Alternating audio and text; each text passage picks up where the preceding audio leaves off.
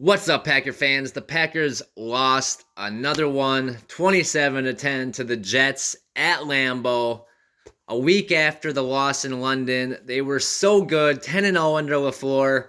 After a loss, they come in confident, hoping to change some things up on defense and get rolling on offense. And the exact opposite happened for the Packers. They sputtered and sputtered and sputtered some more. The offensive line couldn't block the Jets' defense up front. You got to hand it to the Jets. They came ready to play. Their corners came ready to man up our receivers. And the offensive line just could not block Quinnen Williams. They couldn't block anyone on the Jets' front. Packers couldn't get anything going on the ground in the run game. Aaron Jones had like 5 carries for no yards throughout most of the game. He ended with 9 carries for 19 yards. A.J. Dillon, 10 carries for 41 yards.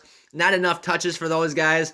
But the Packers were way down early in the second half. I mean, it started out slow for both teams, 3-3 at halftime. The Jets scored 24 points in the second half. Packers only scored 7. Packers scored 5 points in a full game, basically in 5 quarters. At the end of the third quarter, with 2 minutes and 35 seconds left, Rodgers hit Lazard for a 25-yard touchdown to end that streak. So it was 5 points in 5 quarters up until that point, and then they made it 12 points in 5 quarters, which doesn't sound or seem that much better. Rodgers just looked off all day. He was underthrowing balls early. He was throwing them into the dirt early.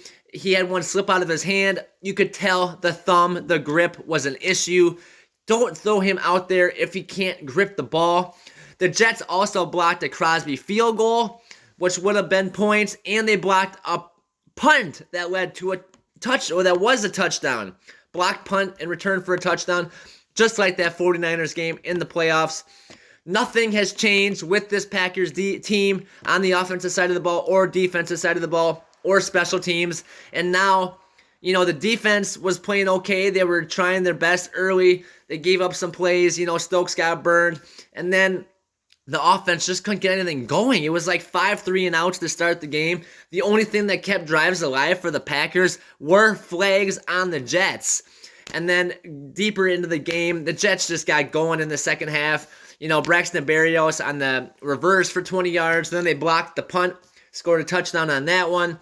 And then Breece Hall ran it in on a 34-yard touchdown after Rodgers got us within 7. It was 10-17 after it just looked like the Jets were going to run away with it. Ended up being a runaway anyway, 27-10. Jets got after Rodgers. They sacked him 4 times. They hit him 12 times on 19 pressures. And it just was really tough to watch. Breece Hall, 20 carries, 116 yards, and a touchdown for the rookie.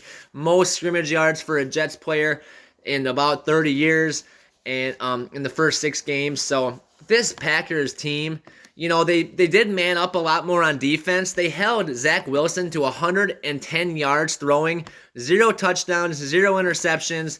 Another game of no forced turnovers for this Packers team. That can't happen. A.J. Dillon had a fumble. That can't happen. They really didn't do anything crazy on offense, the Jets. I mean, their leading receiver, 2 catches, 52 yards for Corey Davis. He caught that 41-yarder when Stokes got spun around, and it was underthrown, actually, and Stokes was out of position. Quinnen Williams had 2 sacks and a forced fumble. Just a mess. I mean, Garrett Wilson, 1 catch. Tyler Conklin, 1 catch. C.J. Uzama, 2 catches.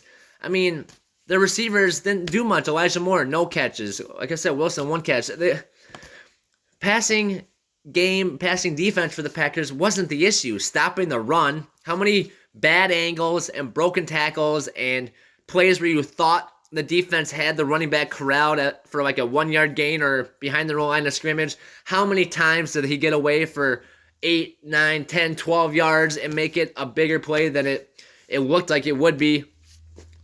And I mean, Tonyan had a big game, 10 catches, 90 yards, biggest game of the season for him. Nice to see that, but Tonyan can't be your leading receiver.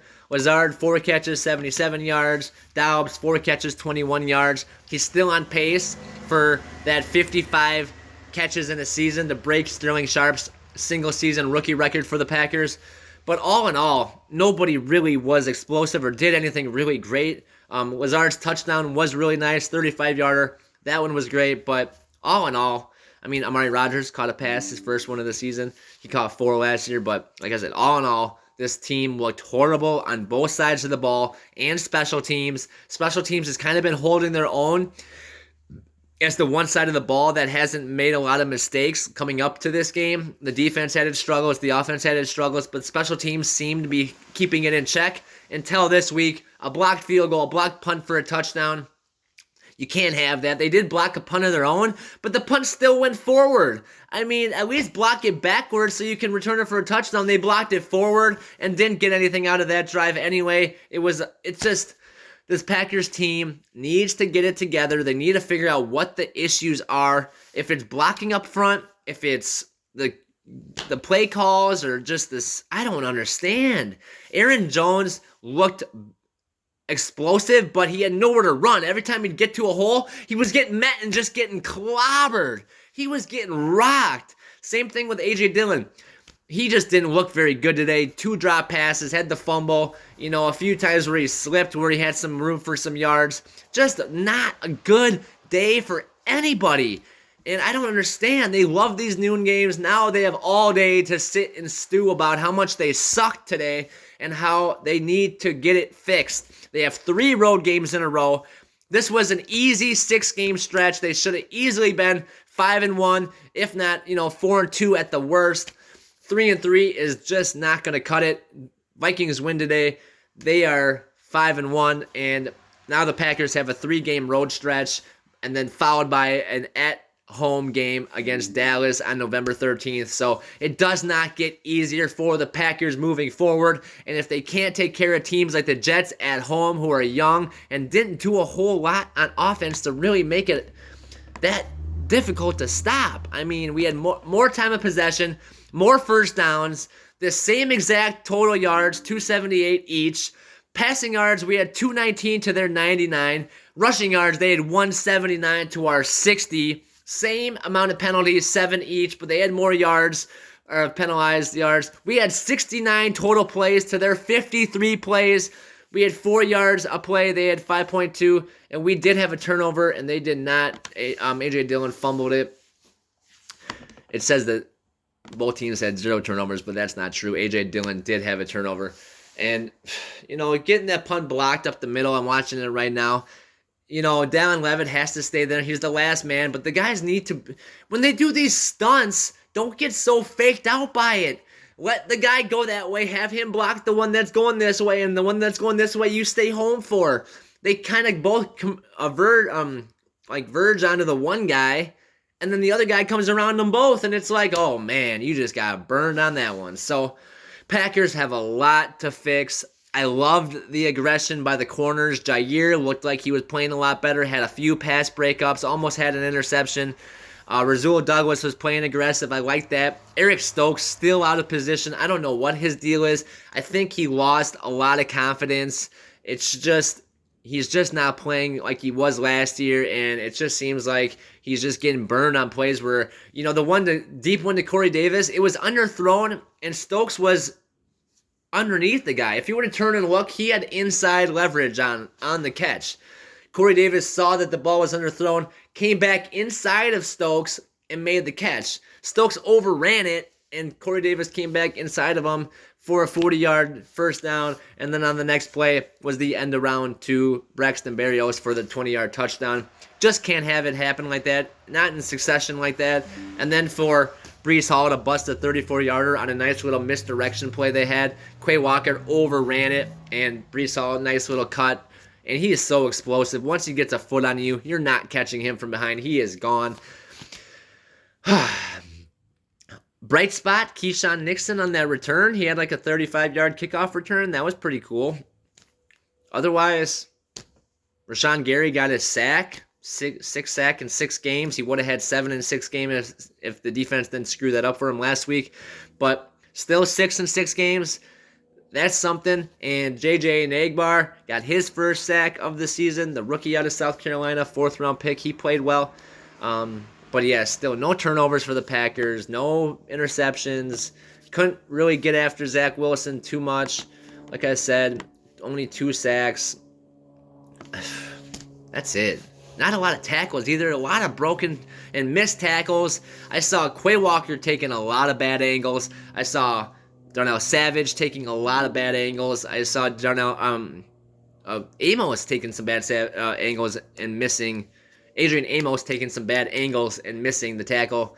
Just guys all over the field, just not in position. Devondre Campbell just not playing at the all-pro level he was at last year. It just seems like these guys are still out of position. There was a few plays where, the Packers needed a stop, and Zach Wilson got it over the middle to the tight end for an easy 12, 13 yards. And it's just like, how is he so wide open? Where are the guys? Every time the Packers threw the ball, it was blanket coverage. It was, Sauce Gardner all over Lazard or Doubs. Nobody getting separation. Nobody getting open. And then you have Jets guys just running free with nobody around them. I really don't get it. They keep putting up Packers 20 or Jets 24 final to 10. It was 27 to 10. Packers definitely need to bounce back. 22 points last week, 10 points this week. They only scored 2 in the whole second half last week and 10 all this week. That's 12 points in a game and a half. That won't cut it in the NFL. It's an offensive league. It's a passing league. Absolutely ridiculous to put that kind of performance out on the field at home at Lambeau. They just came out. They looked like they weren't ready. They looked like they thought we're better than these guys. We're going to be able to walk all over them. And right away, Quinnen Williams, first run of the game, 5-yard loss for Aaron Jones. And then it just kept moving back, and they just couldn't. I mean, every time they got something, they'd move a step forward, they'd move 3 steps back, and then a step. It was just never getting it together today. The Jets, 0 points in the first quarter, 3 points in the second quarter, 14 points in the third quarter, 10 points in the fourth quarter. That can't happen. Packers, played good defense, good for one half of the game, and then just let the other team score 24 points in the second half. That is ridiculous. And I know the Packers were going for it on 4th downs and giving the defense a really short field, but they need to stop them. They can't let Breece Hall bust it out open for 35-yard touchdown. They can't let Braxton Berrios, the smallest, I know he's quick and he's shifty and all those things. He's a great return man, but you can't let him get free on a 20-yard reverse. It was just all about bad angles and everything, and tough to watch. Really tough to watch, but hopefully, I think we have the Commanders next at Washington, who struggled against the Bears, and hopefully the Packers can get that one. It's a noon game again, but Washington's defensive line is really good. Then after that, we have a Sunday night game at Buffalo. Buffalo defense is really good. We know that. That could be a tough game. And then we have at Lions, another noon game. Lions are 1-4, but they're a team that's been number 1 on offense and number 32 on defense, so they could come out and play really well and blow the Packers out of the water. If they score a lot of points, Packers aren't keeping up with them. They haven't scored over, 27 points this season. Haven't scored 30 points at all. Scored 10 points this week. That's not good. And then they have Cowboys coming to Lambeau. Then they have the Titans, and then at Eagles, at Bears, Rams come. I mean, it doesn't get easier moving forward. The Packers need to get it together. Hopefully they can bounce back against Washington next week. Then I'm guessing they're going to lose to the Bills pretty dominantly by the Bills. Then hopefully they can bounce back against the Lions before they have the Cowboys. So if they win 2 out of the next 3, they'll be at 5-4, still in contention, but just really a tough struggle leading up to where we're at now. But big loss today, big win for the Jets. They moved to 4-2, the surprise team in the AFC. So, all right, guys, don't forget to like this video, subscribe to the channel. Thank you guys for watching. Hopefully the Packers win next week. They suck. They suck. They suck. Go Pack, go. Peace out.